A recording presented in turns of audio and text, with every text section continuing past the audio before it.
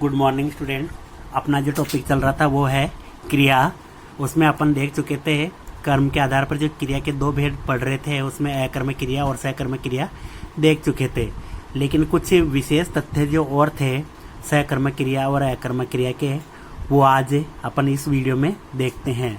हालांकि अपने को ज़्यादा डीपली जानने की आवश्यकता नहीं है, लेकिन फिर भी थोड़ा सा समझ लेते हैं तो भविष्य में काम ही आएगा। अब देखो, एक किसी भी वाक्य में तीन चीज़ें होती है, कर्ता, कर्म और क्रिया। हाँ, ये भी ध्यान रखना है, कोई वाक्य होता है तो वो क्रिया के बिना भी बनाया जा सकता है, क्रिया के बिना भी बनाया जा सकता है। जैसे मोहन बहुत अच्छा लड़का है, अब इसमें कोई क्रिया नहीं है। इस प्रकार के बहुत सारे वाक्य होते हैं जो क्रिया के बिना भी बनाए जा सकते हैं, लेकिन 95% या 99% लगभग वाक्यों में क्रिया होती है। तो अब देखते हैं आगे। विशेष जो है इसमें देखो, मोहन चलता है, हम इस तरीके से भी निकाल सकते हैं। इसमें कर्ता, कर्म और क्रिया तीन चीज़ें आती है। तो मोहन क्या है, इसमें कर्ता है, तो कर्ता से कर्ता कट, ठीक है। चलता है, इसमें क्रिया है, तो क्रिया से क्रिया कट। और कुछ भी नहीं बचा इसमें। अगर कर्म बचता तो सकर्मक क्रिया हो जाती है, और कर्म नहीं बचा तो अकर्मक क्रिया हो गई, ठीक है। इस तरीके से मोहन अखबार पढ़ता है, दो वाक्य हैं, ध्यान से देखो, दो वाक्य हैं। अब इसमें मोहन, इसमें भी मोहन, करता है दोनों, पढ़ता है, चलता है, क्रिया है।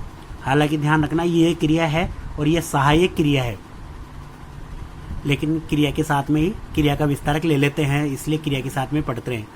तो मोहन अखबार पढ़ता है, मोहन तेज चलता है। मैंने दो वाक्य लिए हैं और दोनों वाक्य एक जैसे ही दिखाई दे रहे हैं, यानी इसमें भी इतने ही शब्द, इसमें भी इतने ही शब्द हैं। अब ध्यान दे, मोहन अखबार पढ़ता है, इसमें मोहन करता है, इसमें मोहन करता है, इसमें पढ़ता है क्रिया हो गई, इसमें चलता है क्रिया हो गई। अब यहाँ पर यह कर्म है, लेकिन यह कर्म नहीं है।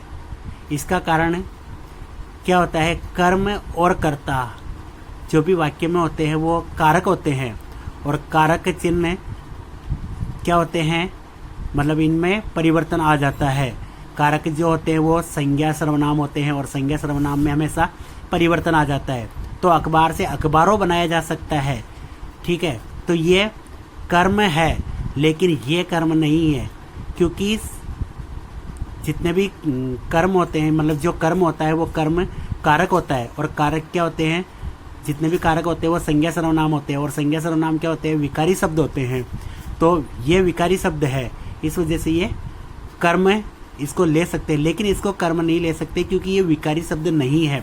विकारी शब्द नहीं है तो क्या है, ये है अविकारी शब्द, और अविकारी भी कौन सा, क्रिया विशेषण, ठीक है। जैसे मोहन तेज चलता है, कैसे चलता है, तो रीतिवाचक क्रिया विशेषण है। ये क्रिया विशेषण यानी क्रिया की विशेषता बता रहा है कि वो चलता कैसे है।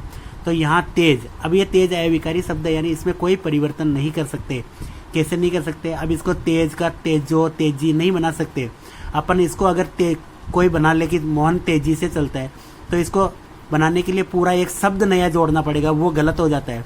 इसलिए केवल इस शब्द में कोई परिवर्तन नहीं कर सकते अपन, ठीक है। तो ये अविकारी शब्द है, और इस वजह से ये कर्म नहीं है।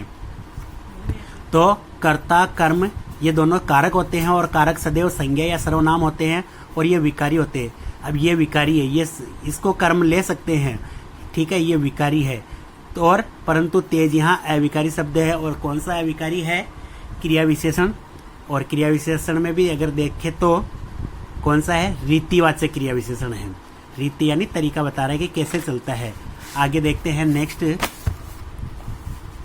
अब एक तरीका और है कि हम किसी भी वाक्य में कैसे पता कर सकते हैं कि अकर्मक क्रिया है, सकर्मक क्रिया है। हालांकि बहुत ज़्यादा डीप हो जाएगा, लेकिन देखते हैं एक बार। राम गाड़ी चलाता है, कोई भी वाक्य होता है, जैसे मैंने दो वाक्य लिए, इसमें राम चलता है और राम गाड़ी चलाता है। कोई भी वाक्य हैं, किसी भी काल में हो, अगर उनको भूतकाल बना के देखेंगे और भूतकाल का वाक्य बना के देखेंगे, उसमें अगर ने का प्रयोग हो गया तो वो क्रिया सकर्मक क्रिया होती है। कोई भी वाक्य, अब अगर भूतकाल का वाक्य है तो पक्का उसमें ने मिलेगा, और नहीं है तो फिर उसको बना के देखा जा सकता है कि अगर ने का प्रयोग हो गया तो वो क्या हो गया, सकर्मक क्रिया हो गई उसमें। ठीक है, तब ये सामान्य वर्तमान काल का वाक्य राम गाड़ी चलाता है और राम चलता है, दोनों सामान्य वर्तमान काल के वाक्य हैं। इन वाक्यों का काल बदलना है और इनको क्या बनाना है, भूतकाल बनाना है। तो अब देखो इनका काल बनाया मैंने, राम ने गाड़ी चलाई, यानी सामान्य भूत में ही बना दिया इसको, राम ने गाड़ी चलाई। तो ने आ गया, तो ने अपने आप में किसको दर्शा रहा है कि यह सकर्मक क्रिया है। हालांकि इसमें क्या लगा के भी प्रश्न कर सकते हैं, लेकिन मैंने बताया था क्या कई जगह पर सटीक नहीं बैठता है। तो राम ने गाड़ी चलाई, यहाँ पर ने आ गया, अपने आप में पता चल गया कि यह सकर्मक क्रिया है, वाक्य भूतकाल का है, कर्तृवाच्य है। ठीक है, अब इसमें देखो मैंने इसका राम चलता है का वाक्य बनाया, राम चला, लेकिन राम चला यहाँ पर ने नहीं आया, और इस तरीके से इसमें ये क्रिया हो गई, ये कर्ता हो गया, तो इसमें कर्म नहीं है, इसलिए अकर्मक वाक्य हो गया। लेकिन ये कौन सा वाक्य हो गया, ने का प्रयोग हो रहा है, तो वो सकर्मक वाक्य हो गया। तो इससे पता चल जाएगा कि ये सकर्मक वाक्य है। वाक्य को परिवर्तित करके देख सकते हैं भूतकाल में। अब इसमें जो विशेष तथ्य में मैंने बता रखा है कि यदि सकर्मक क्रिया का वाक्य होगा तो भूतकाल के वाक्यों में निश्चित रूप से कर्ता के साथ ने का प्रयोग होगा।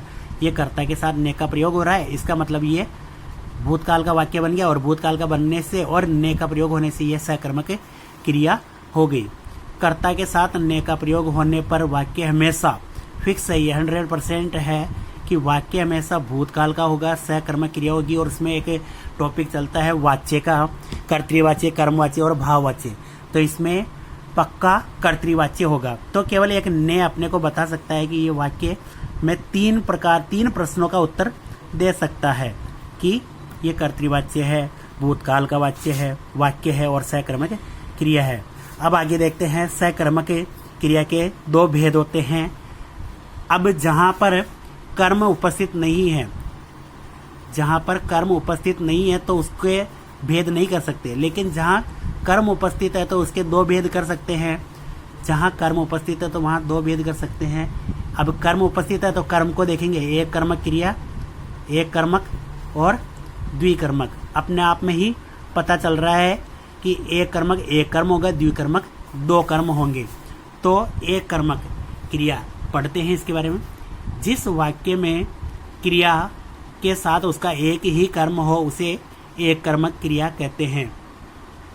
जैसे मोहन आम खाता है, क्या खाता है, आम खाता है। तो क्या का अगर आंसर मिल रहा है, ठीक है, तो ये क्या हो गया, सकर्मक क्रिया हो गई। और सकर्मक क्रिया में भी कौन सी क्रिया, एक ही कर्म है तो एक कर्मक क्रिया। सीता गाना सुनती है, क्या सुनती है, गाना सुनती है, तो एक कर्मक क्रिया। ठीक है, जहाँ के का आसानी से जवाब मिल रहा है वहाँ के लगा के देख लेंगे, अन्यथा अपने पास दो तरीके और हैं। एक तो पद परिचय से पता चल जाएगा, जैसे मैंने बताया था कि कारक काल वो संज्ञा सर्वनाम होते हैं, उस तरीके से एक भूतकाल में बदल के देख लेंगे तो पता चल जाएगा। ठीक है, अब है नेक्स्ट द्विकर्मक क्रिया। एक चीज़ और जान लो कि कर्म मतलब जो को लगता है वो हमेशा सजीव के साथ लगता है, मतलब सजीव जो भी सजीव होगा उसके साथ लगता है। को का प्रयोग हमेशा सजीव कर्म के साथ लगेगा, सजीव कर्म होगा। केवल एक बजाना और बढ़ाना जो क्रिया है इनके साथ ये निर्जीव के साथ भी लग जाता है, लेकिन हमेशा और बाकी सभी क्रियाओं के साथ अगर को का प्रयोग हो रहा है, मतलब कर्म के साथ को का प्रयोग हो रहा है, तो वो सजीव कर्म के साथ ही होता है। यानी को का प्रयोग हमेशा सजीव कर्म के साथ ही होता है। और उदाहरण से अपन देख लेंगे। हाँ, और ये भी ध्यान रखना है कि कई गाइडों में, कई बुक्स वगैरह में अकर्मक क्रिया के भी भेद किए होते हैं, जैसे पूर्ण अकर्मक, अपूर्ण अकर्मक।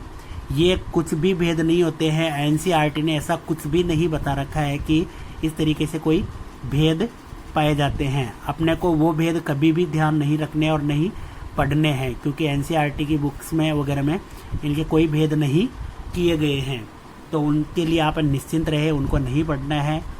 ठीक है, अब द्विकर्मक क्रिया है। अब इसको बहुकर्मक भी कह सकते हैं। अपन जानते हैं हिंदी में ये संस्कृत का है, द्वि यानी दो, तो दो कर्म जहाँ होते हैं, अपने हिंदी में अपन ने देखा वचन, ये एक वचन और द्विवचन नहीं होता है, अपने एक से ज़्यादा होता ही अपने आप में बहुवचन हो जाता है। जो संस्कृत में होता है वो द्विवचन होता है। तो यहाँ पर द्वि को बहु भी बोल सकते हैं, यानी बहुत ज़्यादा कर्म जिसमें हो, एक से ज़्यादा कर्म होने पर भी बहुकर्मक क्रिया होती है। तो द्विकर्मक की जगह अपन बहुकर्मक क्रिया भी बोल सकते हैं। ऐसा कहीं आ जाए कि बहुकर्मक क्रिया कैसे कहते हैं, अपन सोचने लग जाए बहुकर्मक क्रिया तो हमने पढ़ी ही नहीं।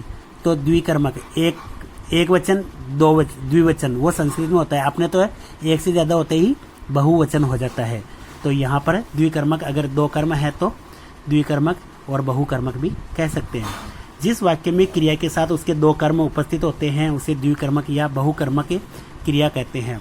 अब देखो, धनी पुरुष याचक को रुपया देता है। मैंने बताया था को का प्रयोग हमेशा सजीव के साथ होता है, सजीव कर्म के साथ होता है। तो यहाँ याचक को रुपया देता है, याचक सजीव हो गया। अब देखो इसमें दो कर्म कौन से हुए, धनी पुरुष याचक को रुपया देता है। क्या देता है? रुपया देता है। क्या देता है? रुपया देता है। तो एक कर्म तो ये हो गया, ये हो गया प्रधान कर्म, ये हो गया प्रधान कर्म, और ये हो गया गौण कर्म। तो दो कर्म हो गए, प्रधान कर्म और गौण कर्म। तो दो कर्म होते हैं, द्विकर्मक क्रिया हो गई या बहुकर्मक क्रिया हो गई। अध्यापक छात्रों को गणित पढ़ाता है। क्या पढ़ाता है? गणित पढ़ाता है। किसको पढ़ाता है? छात्रों को पढ़ाता है। तो यहाँ पर को अपने आप में ही कर्म कारक का भेद करा रहा है, मतलब निर्देश दे रहा है या पता बोध करा रहा है। तो यहाँ पर को अपने आप में कर्म का बोध करा रहा है। तो यहाँ ये कर्म ये हो गया, ये कर्म ये हो गया, और एक कर्म ये हो गया, ये कर्म ये हो गया। तो द्विकर्मक दो कर्म होते ही द्विकर्मक, यानी एक से अधिक होते ही बहुकर्मक में ले सकते हैं। और आज कुछ ज़्यादा बड़ा वीडियो हो जाएगा, इसके अब बस इतना ही पढ़ेंगे। धन्यवाद। कर्म के आधार पर हम क्रिया के दो भेद देख चुके हैं, अब संरचना के आधार पर इनके आधार पर पढ़ेंगे। धन्यवाद।